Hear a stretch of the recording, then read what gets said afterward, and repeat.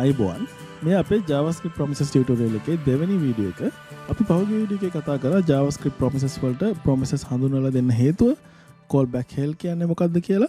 මේ වීඩියෝ එකේ අපි කතා කරන්න යන්නේ JavaScript promise එකක් create කරන්නේ කොහොමද සහ අපි පහුගිය වීඩියෝ එකේ කරපු example එක promises use කරලා අලුතින් ලියන්නේ කොහොමද කියලා. දැන් එදිනදා ජීවිතයේ promise එකක් කියන්නේ අපි අනාගතයේ ඉටු කරන්න බලාපොරොත්තු වෙන දෙයක්. නමුත් මේක ඉටු වෙන්නත් පුළුවන් නොවෙන්නත් පුළුවන්. ඉතින් JavaScript වල promise එකක් ගත්තත් ඒ වගේමයි ඒක process වෙන යම් කිසි කාලයක් යනවා සහ ඒ promise එක ඉටු වෙන්නත් පුළුවන්. ඒකට කියනවා resolve වෙනවා කියලා. එහෙම නැත්නම් ඒක ඉටු නොවුනොත් ඒකට අපි කියනවා ඒ promise එක reject වුණා කියලා. ඉතින් මේ අතර JavaScript වල promise එකක් අපි initiate කරාම එයාගේ state එක කියලා එකක් තියෙනවා. සිංහලෙන් කිව්වොත් තත්ත්වය promise එක process වෙන්න යන කාලය ඇතුළත state එක pending කියලා එනවා. ඒක resolve වුණොත් state එක fulfilled. එහෙම නැත්නම් reject වුණොත් state එක rejected කියලා කියනවා. එතකොට promise එකක් resolve වුණොත් ඒකෙන් ගොඩක් වෙලාවට value එකක් return වෙනවා. reject වුණොත් අපිට error එකක් return වෙනවා. හරි. JavaScript වල promise එකක් create කරන්න පුළුවන් ක්‍රම දෙකක් තියෙනවා. එකක් තමයි promise construct එක පාවිච්චි කරලා අනිත් එක තමයි normal function එකක් create කරලා ඒක ඇතුලෙන් promise එකක් return කරනවා. අපි මේ වීඩියෝ එකේ ප්‍රධාන වශයෙන් පාවිච්චි කරන්න යන්නේ මේ දෙවෙනි ක්‍රමය. හරි. එතකොට promise එකක් resolve වුණාම එයාගෙන් return වෙන value එක අපිට read කරන්න පුළුවන් then method එක පාවිච්චි කරලා. එහෙම නැත්නම් promise එක reject වුණොත් එයා අපිට return කරන error එක අපිට read කරන්න පුළුවන් catch method එක use කරලා. එහෙනම් අපි බලමු කොහොමද ඒක කරන්න කියලා. මුලින්ම බලමු new promise construct එක පාවිච්චි කරලා promise එකක් create කරන්නේ කොහොමද කියලා. මේ තියෙන්නේ අපි පහුගිය වීඩියෝ එකේ callbacks පාවිච්චි කරලා කරපු example එක. මම මේක වෙනම ෆයිල් එකක එහෙම නැත්නම් වෙනම script file එකක save කරගන්නම්. අපි ඒකට නමක් දෙමු callbacks කියලා. ඊට පස්සේ මේ script.js කියන ෆයිල් එකේ තියෙන code ටික මම ඔක්කොම erase කරගන්නවා. හරි. දැන් එක blank. හරි. අපි මුලින්ම example එකක් කරලා බලමු. මේ example එකට අපි කියමු අපේ promise එකක් තියෙනවා. ඒ promise එකෙන් random number එකක් generate වෙනවා 0.10 අතර. එතකොට ඒ number එක 5 හෝ 5ට වැඩි නම් මේ promise එක resolve වෙනවා. 5ට අඩු නම් promise එක reject වෙනවා. හරි. මුලින්ම බලන්න යන්නේ කොහොමද random number generate කරන්න කියලා. ඒකට අපි create කරගමු variable එකක් random number කියලා. මේකට අපිට පාවිච්චි කරන්න පුළුවන් math.random කියන function එක. දැන් මේක අපි console එකේ log කරොත් අපිට බලා ගන්න පුළුවන් මොන වගේ number එකක්ද එන්නේ 0.10 කියලා දශම ස්ථාන ගොඩක් තියෙන number එකක් එනවා. ඒතකොට මේක අපිට ඕනේ 0.10 අතර හින්දා අපි මේක වැඩි කරගමු 10න්. දැන් මේක refresh කරොත් ඔයාලට පේනවා refresh කරනකොට එනවා එක ඉලක්කමක් සහ දශම ස්ථාන ගොඩක්. මේ දශම ස්ථාන ටික නැති කරගන්න අපි මේක cut කරලා paste කරගමු math.flow කියන function එක ඇතුලේ. හරි. දැන් අපිට අවශ්‍ය විදිහට තනි ඉලක්කමක් එනවා. මම මේක දැන් copy කරලා paste කරගන්න යන්නේ අපේ function එක එහෙම නැත්නම් අපේ promise එක ඇතුලේ. මුලින්ම අපි promise එකක් create කරන්න යන්නේ new promise construct එක පාවිච්චි කරලා. ඒක කරන්න මෙහෙමයි. අපි variable එකක් හැටියට තමයි create කරගන්නේ. promise එකේ නම දාමු අපි generate number කියලා. ඊට පස්සේ equal new promise. එතකොට මේකේ brackets ඇතුලේ අපි දෙනවා තව function එකක්. ඒකට parameters දෙකක් යනවා. ඒ තමයි අපේ callback parameters. අපි කියනවා පළවෙනි එකට resolve කියලා, දෙවෙනි එක reject. මේක තමයි standard එක. ඔයාලට කැමති එකක් දෙන්න පුළුවන්. නමුත් මතක තියාගන්න මුලින්ම එන එක තමයි resolve කියන එක, දෙවෙනි එක තමයි reject කියන එක. හරි. ඊට පස්සේ අපි arrow function එකක් දාගමු මේක ඇතුලේ. අපි මේක copy කරලා paste කරගමු. මම මේ console එකේ log කරන එක අයින් කරන්න. හරි. දැන් number එක generate කරගත්තා. අපි ඒක check කරනවා if random number greater than or equals 5. එතකොට ඒක 5ට වැඩි නම් මොකද වෙන්නේ? මේ promise එක resolve වෙනවා.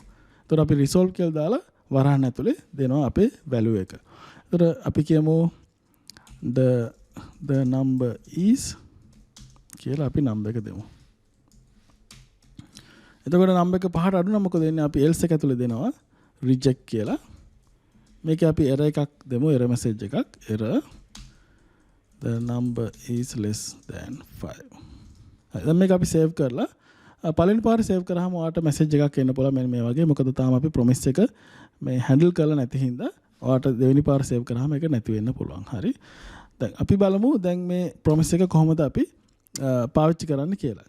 generate number dot then කියන method එක පාවිච්චි කරනවා.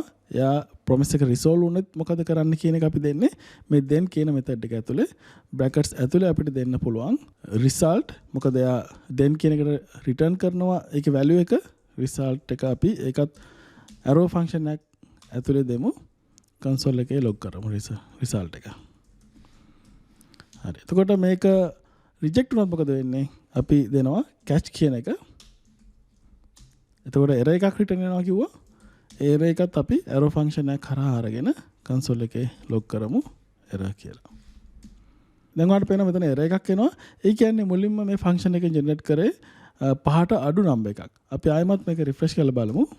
දැන් එනවා the number is 9. ඒ කියන්නේ මේ promise එක resolve වෙලා තියෙනවා. ඉතින් මේ ඇවිල්ලා මේ promise එක new promise construct එක පාවිච්චි කරලා create කරන විදිය අපි බලමු මේකම function එකක් create කරලා function එක ඇතුලේ දෙන්නේ කොහොමද කියලා. මම මේක comment කරගන්න පළවෙනි example එක. ඊට පස්සේ අපි පහළ දෙමු. function generate number. හරි මේක normal function එකක් විදිහට යන්නේ. මේක ඇතුලේ අපි දෙනවා return new promise. ඒකට අර විදිහටම මේ resolve reject අපිට දෙන්න ඕනේ. resolve reject ඊට පස්සේ මෙතනින් එහාට ලොකු වෙනසක් නැහැ. අපි මේක copy කරලා paste කරගමු.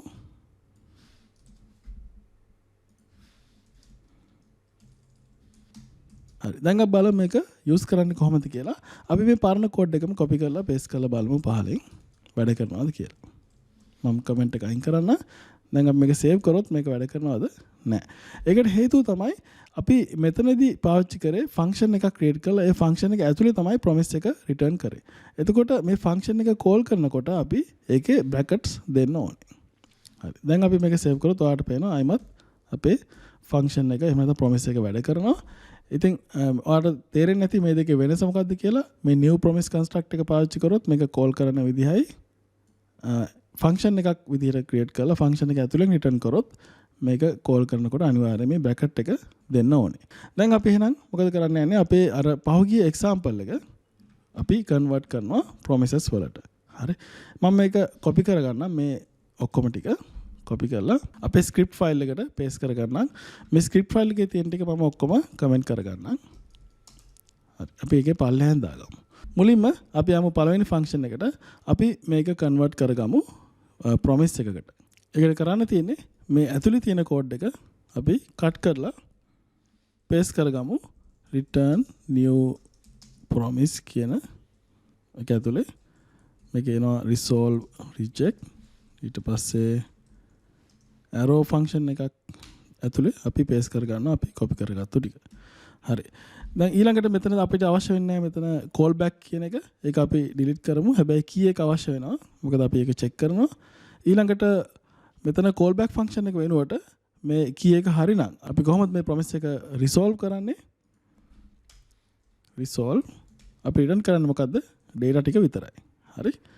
ඊළඟට එතකොට key එක වැරදි නම් අපි invalid key කියන message එක යවන්න ඕනේ. එතකොට ඒක reject කියන call back එකට තමයි අපි send කරන්නේ. හරි.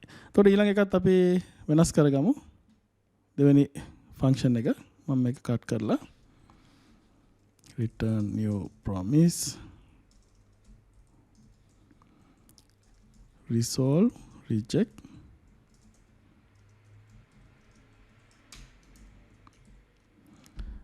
එතන මෙතනදිත් අපිට මේ call back function එක යවන්න අවශ්‍ය නැහැ මේ function එකට. function එක ඇතුලේ මෙතන අපි error එකක් return කරන්නේ නැහැ. ඒකින්ද අපි දෙමු resolve කියලා. ඒකේ process data ටික අපි send කරනවා. ඒතර error එකක් තිබ්බොත් මේ reject කියන එක අපි පාවිච්චි කරන්න ඕනේ. දැනට මෙතන error එකක් අපි මේ example එකේ නැහැ. ඒකින්ද අපි මේ විදිහට resolve කියන call back එක විතරක් පාවිච්චි කරනවා. අන්තිමට මේ function එකත් අපි හරි ගස්සමු. එහෙම නැත්නම් වෙනස් කරමු. return new promise resolve reject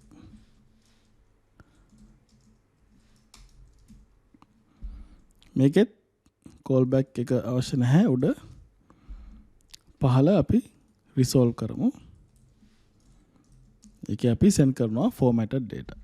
හරි. එතකොට දැන් මේක අපි convert කරගෙන ඉවරයි. promises වලට දැන් අපේ මේ ෆන්ක්ෂන් එක තමයි ඔයාලට පේන්නේ ලොකු වෙනසක් වෙනවා මේ display data කියන ෆන්ක්ෂන් එකේ. දැන් ඔයාලට පේනවා මෙතන මේ අපේ call back hell එක තියෙනවා. අපි ඒක අයින් කරගමු. ඊට පස්සේ අපි මොකද කරන්නේ? මුලින්ම අපි call කරනවා අපේ get data ෆන්ක්ෂන් එක. get data. එතකොට මේකට අපි key එකක් send කරනවා abc 1 2 3. ඊට පස්සේ then method එක පාවිච්චි කරලා යා return කරන result එක අපි ගන්නවා. එතකොට ඒක resolve වුණොත් අපිට result එකක් එනවා. ඒ result එක අපි send කරනවා මොකටද send කරන්නේ process data කියන අපේ promise එකට එහෙම නැත්නම් function එකට result. ඊට පස්සේ මේ function එක call කරාම මෙයාගෙන් එන result එක අපි return කරන්න ඕනේ. එතකොට තමයි අපිට මෙතන then method එක පාවිච්චි කරලා ආයෙමත් එයාගෙන් එන result එක අරගෙන මොකක් හරි දෙයක් කරන්න පුළුවන්. මොකද අපි ඒක ඒතර කරන්නේ ඊට පස්සේ අපි ගන්නවා format data කියන function එකට send කරනවා ඒ result එක. ඒකත් අපි මෙතන return කරන්න ඕනේ. ඊළඟට අපි දෙනවා then එතකොට එයාගෙන් එන result එක මොකද්ද කරන්නේ? අපි ඒක console එකේ log කරා අර පහුගිය example එකේ කරපු විදිහටම මෙන්න මෙහෙම displaying result. ඒතර දැන් මෙතන error එකක් આવොත් මොකද කරන්නේ? ඔයාලට මතක ඇති අපි පහුගිය callbacks example එකේ හැම if condition එකකම අපි check කරනවා error එකක් තියෙනවද කියලා මෙතන. ඊට පස්සේ තමයි ඒ error එක display කරන්නේ. නමුත් promises වලදී අපි promises දෙක තුනක් එකට මේ විදිහට chain කරනවා කියනවා. එහෙම කරාම අපිට error එක handle කරන්න ඕනේ එක සැරේ. ඒකට අපි මොකද කරන්නේ? අන්තිමට අපි දෙනවා catch කියලා. ඊට පස්සේ එන error එක අපිට පුළුවන් මෙන්න මේ විදිහට අපිට අවශ්‍ය දේ කරන්න මම මෙතන console එකේ log කරනවා. හරි. දැන් මම මේක save කරාම මේකේ format එක ටිකක් වෙනස් වෙන්න පුළුවන්. මොකද මම මේ prettier කියන plugin එක දාලා තියෙනවා. ඒකින්ද මම මේක save කරාම මේක coding standard එකක් හැටියට මේක format වෙයි කියවන්නත් ලේසි වෙන්න. නමුත් මේ දාලා තියෙන code එක වෙනස් වෙන්නේ, ඒ කියන්නේ මොකුත් content එක වෙනස් වෙන්නේ නැහැ. හරි මම මේක දැන් save කරන්නම්. save කළා බලමු මේක හරියට වැඩ කරනවද කියලා. ඔයාලට පේනවා අපේ code එක ඉස්සෙල්ලා වගේම වැඩ කරනවා. නමුත් මේකත් එක්ක compare කරාම ඔයාලට තේරෙනවා කොච්චර ලේසිද මේක කියවන්න කියලා. මේ promise example එක. අපිට මේක තවදුරටත් simplify කරන්න පුළුවන්. මෙන්න මේ විදිහට මේ arrow function එකක් දාලා return කියන එක පාවිච්චි කරන්නේ නැතුව අපිට කෙලින්ම දෙන්න පුළුවන්. මෙන්න මේ විදිහට මේ process data කියන function එක call කරන්න පුළුවන්. ඒතර මොකද එයා කරන්නේ? මේ get data කියන function එකෙන් return වෙන data ටික මේ process data කියන function එකට send කරනවා. ඒ වගේම ඊළඟට අපිට දෙන්න පුළුවන් මෙතන මේ විදිහට format data කියලා.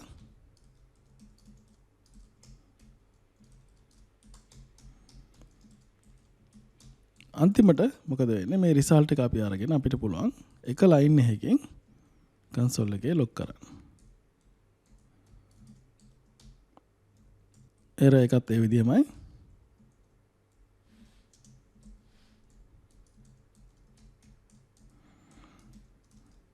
හරි. දැන් අපි save කරලා බලමු මේක වැඩ කරනවද කියලා. ඔයාලට පේනවා මේක අර කියපු විදිහටම වැඩ කරනවා. නමුත් ඉස්සරටත් වැඩිය මේක කියවන්න ලේසි. අපි මේකේ error එකක් create කරලා බලමු. මම මෙතන වැරදි keyword එක යවලා බලමු මොකද වෙන්නේ කියලා. මෙතන error එක display වෙනවා. ඔයාලට පේනවා මෙතන අපි එක සැරයක් catch error කියන එක දැම්මේ. නමුත් මොකක් හරි error එකක් ඇති වුණොත් ඒක display වෙනවා. හරි. හරි.